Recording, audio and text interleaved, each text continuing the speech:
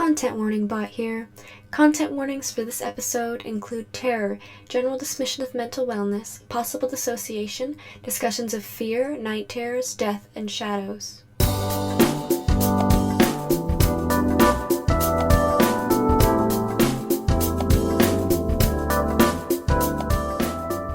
Welcome back, listeners, to our sporadic but consistent broadcast of news stories.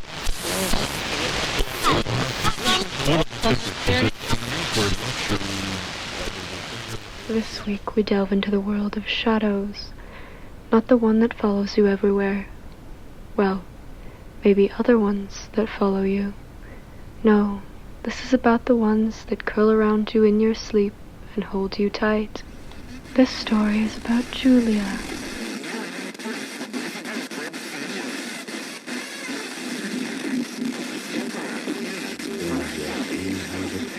Years ago.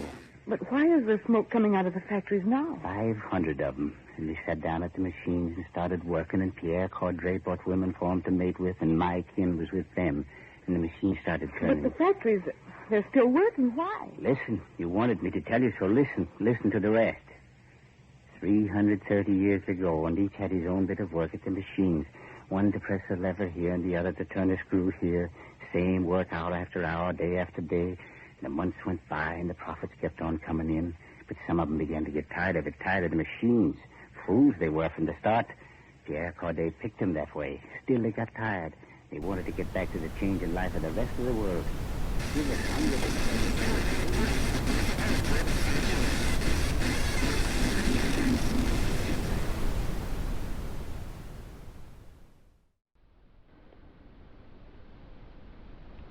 You know when you're a kid, you're afraid of the dark, a monster under your bed, in your closet, and your parents tell you there's nothing there, and you're completely safe, and you fall asleep secure and content. The way your dreams don't twist into ugly thorns and threatening fields, but instead revolve around your childhood interests. I don't remember that. I remember the cold and the fear and the creepy, eerie feeling that someone was there watching. I was 9 when it first started. The shadows, the monsters in the closet and under the bed that so many children learn to forget, coming for me. Our house was built in the 1800s, which was dark. As a young child, I had chosen the bedroom with the biggest window so I could hang the prisms my grandmother had gifted me. I wouldn't go to the second floor. The creaky wood and the dark hallways scared me even before the shadows. I remember my parents discussing a way to remove the witch windows and install full-size windows so there would be more natural light within the house. They never did install new windows. But my room was on the first floor, and despite my childhood desire to have the biggest window, it was one of the creepiest rooms of the house. You know those dressers, wardrobes? I guess a wardrobe, since it looks like that one from the movie based on the C.S. Lewis book. The wardrobe never closed all the way. The wood had warped, and the doors no longer matched up. That's where they first started coming from. The shadows. I don't remember screaming, although my parents had said they'd come to check on me, thinking I had seen something frightening, only to come into the room seeing me sleeping peacefully. None of it was peace. I wasn't even sleeping. I remember silence, like I was trapped inside a void of nothing, a space where I couldn't be helped, held down by a force I didn't know. I had a nightlight once, but it disappeared. Gone. The shadows must have taken it. When I mentioned the shadows, I was dismissed. A child with an imagination, making my fear of the dark something tangible to my young mind. But night would come, and I was surrounded, suffocated. I'd insisted to my parents that I felt unsafe, that I wanted the light on, but they would ignore my pleas, stating that I needed to face my fears. As I got older, they got more ambitious, creative. On my 12th birthday, they disappeared for hours in the night, only to return as I blew out my candles, waiting for the light to disperse at the end of the song. The final, happy birthday to you, and then darkness. I stopped having parties after that. No one wanted to be friends with a girl who screamed as her candles went out, begging for help in a seemingly empty room. My dreams became elaborate traps, mazes where the shadows creeped closer, always just about to reach me. I remember running. I say remember, but it was just yesterday that my fears followed me into my sleep, creeping ever closer to catching me. I'd awake and remind myself it was a nightmare, that I was safe, but there they were, on my chest or holding my arms. Studies cited sleep paralysis. My parents assumed the same, leaving me to relive the attacks night after night, alone. I didn't want to believe that my mind would betray me and create these monsters just to torture me. Don't mistake my fear of the shadows for a common fear of the dark. When it's dark, everything is shadow. No light reflecting off of mirrors or street lights leaking through your windows. But when light is brought into the mix, the shadows appear, looking like a man standing at my door or a creature that would make any child run screaming. These shadows are birthed from the light. A shadow itself can't exist without juxtaposition. When you ask yourself what you're afraid of, there's often a root, an experience you once had, or the unknown of your fear. The fear of heights isn't truly the fear of somewhere high, is it? Looking down and seeing the ground so far away isn't scary by itself. It's the knowledge that if you fall, you will die that makes your fear real. If someone asked what my fears stemmed from, I wouldn't be able to tell them. There isn't anything I don't know. There's no unknown. They come for me in shadow. I know this, and yet I still fear it. As a young child, before the shadows, I loved the little shadow hand puppets. You know, the ones with the middle and ring finger meeting your thumb. My dad would set out a whole scene for me to watch before bed. I wasn't scared of them. I thought it was a fun pre-bedtime game. Maybe that was my problem. I wasn't afraid enough. I'd set myself up. My lack of fear is what brought them about. It's a possible theory, although I could have been chosen at random. Some sick lottery of fate. I've lived with fear my whole life. We all have. It's more difficult when that fear is unstoppable, irrational, and hidden. It could appear anywhere if it has the ability. The shadows, I assume, think it's a game terrifying me for their own pleasure, a sick version of kindness. People say fear is a defense mechanism, your brain telling you something could be unsafe. But it isn't just that. There are the anxieties of everyday life. Did I say that right? Why do I feel out of place? Who am I supposed to talk to again? These things, acting as reminders, can bring our minds to high alert. This fear of not being ready or correct doesn't truly serve any purpose. It makes our brains afraid of actions from others, when in the end, we don't have any of that control. Control is the center of it all, I think. Fear, I mean. Most fears are based on outward events occurring to us.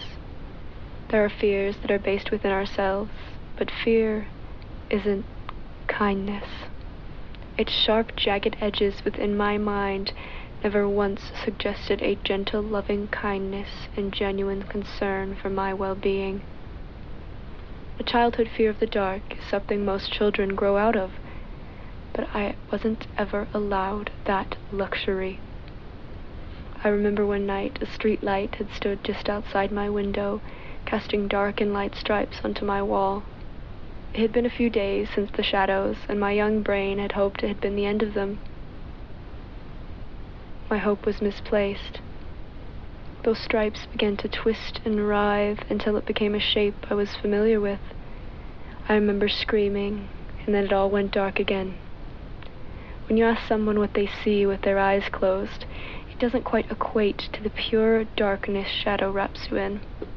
With your eyes closed, you often see the pinpricks of light and nerves, or the glow of light awaiting you when you open your eyes.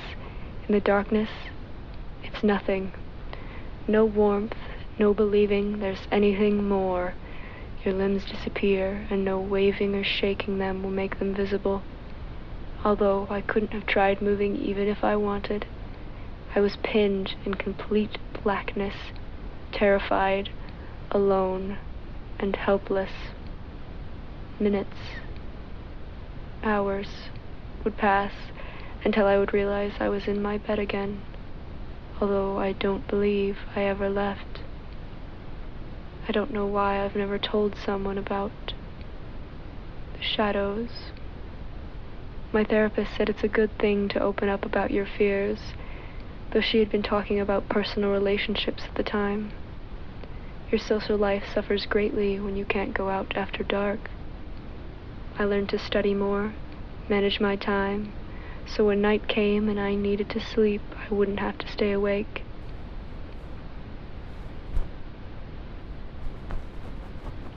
I did stay awake. I suffer from chronic insomnia, a side effect of the shadows, or just my luck. I've never been sure. Imagine you spend hours trying to fall asleep, the clock slowly ticking. Tick, tick, tick, tick, tick, tick.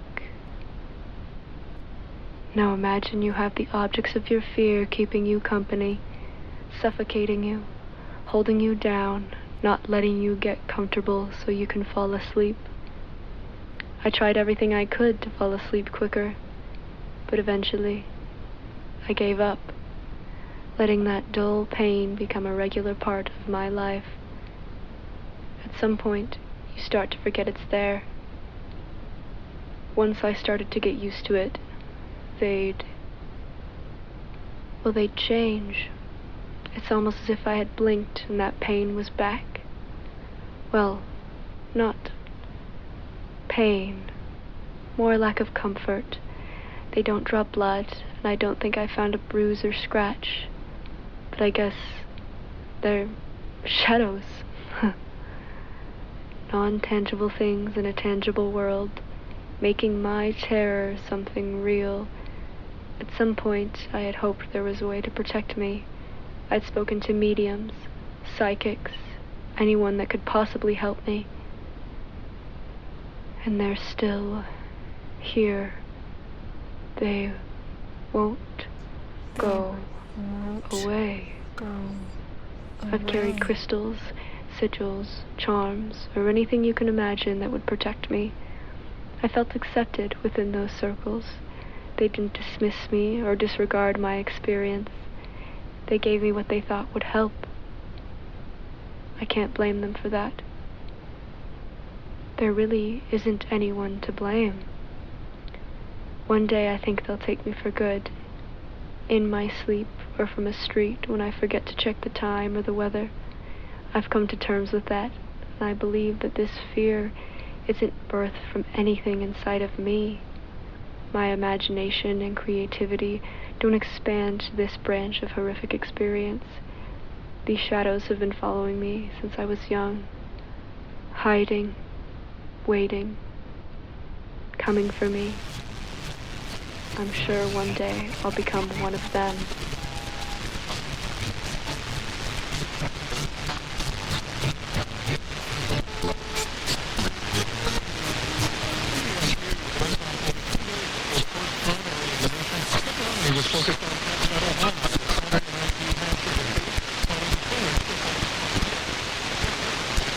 Go far to make a special connection.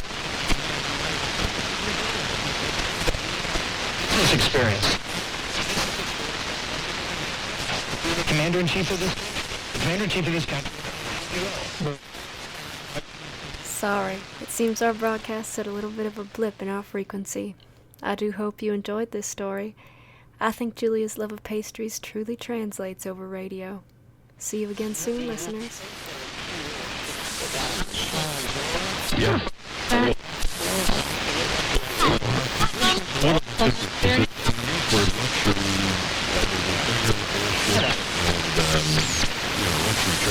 you know, which are, relatively safe.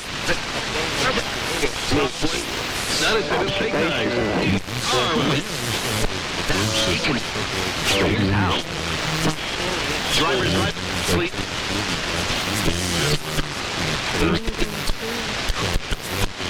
With that little